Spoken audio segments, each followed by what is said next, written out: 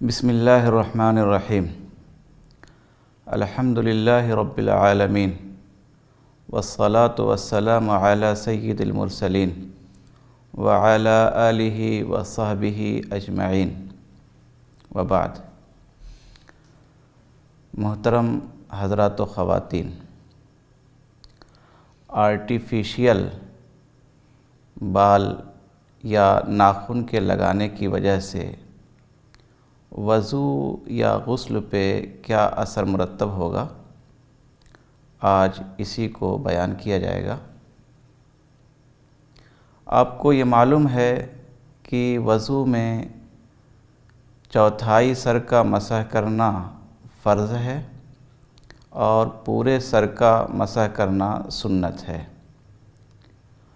اور غسل میں پورے سر پہ پانی بہانا فرض ہے، ضروری ہے۔ اور یہ آرٹیفیشیل بال جو لگائے جاتے ہیں، مصنوعی بال جو لگائے جاتے ہیں، یہ دو طرح سے لگائے جاتے ہیں۔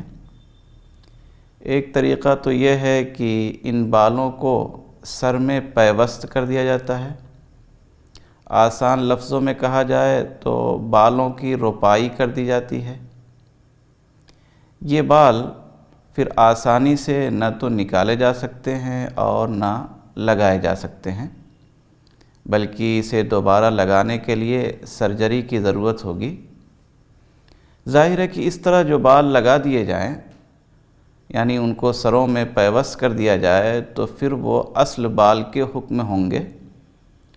وضو میں ان بالوں پہ مسح کر لیا جائے تو مسح ہو جائے گا، اور غسل میں ان بالوں پر پانی بہا دیا جائے تو غسل ہو جائے گا۔ دوسرا طریقہ یہ ہے کہ وہ بال سر پہ آسانی سے لگائے اور نکالے جا سکتے ہیں، جیسے کہ وگ ہے، یا عورتیں اپنے بالوں میں چوٹی لگا لیتی ہیں۔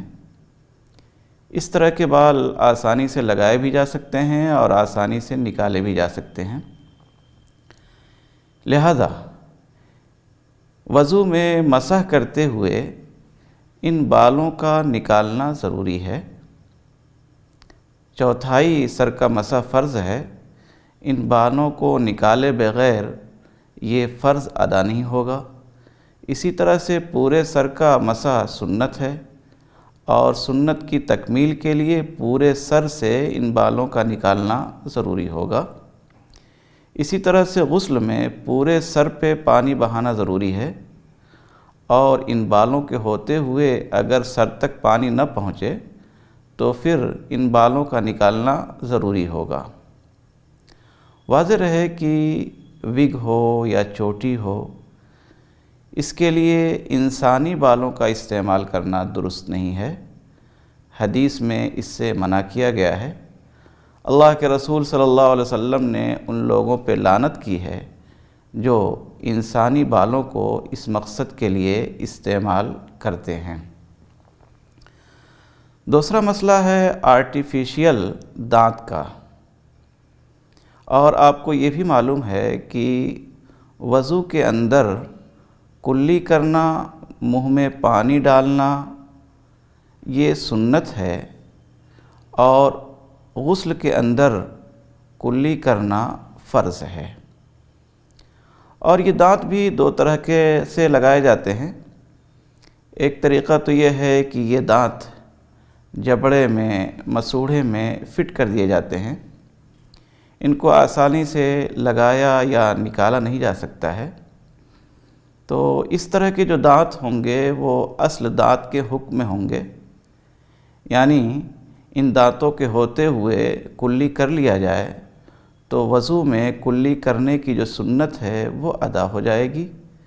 اسی طرح سے غسل میں کلی کرنا فرض ہے، وہ فرض بھی ان دانتوں کے رہتے ہوئے ادا ہو جائے گا۔ دوسرا طریقہ یہ ہے کہ یہ دانت آسانی سے نکالے جا سکتے ہیں، آسانی سے لگائے جا سکتے ہیں۔ اس طرح کے دانتوں کے ہوتے ہوئے اگر یہ اندیشہ ہو کہ پانی مسوڑھوں تک نہیں پہنچے گا، تو پھر وضو میں کلی کی سنت ادا کرنے کے لیے اور غسل میں کلی کا فرض ادا کرنے کے لیے ان دانتوں کا نکالنا ضروری ہے۔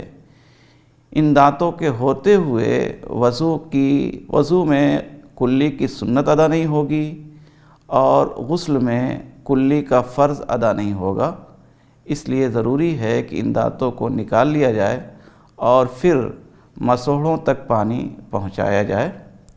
ھذا ما عندی واللہ تعالی اعلم بالصواب وإلیہ المرجع والمآب۔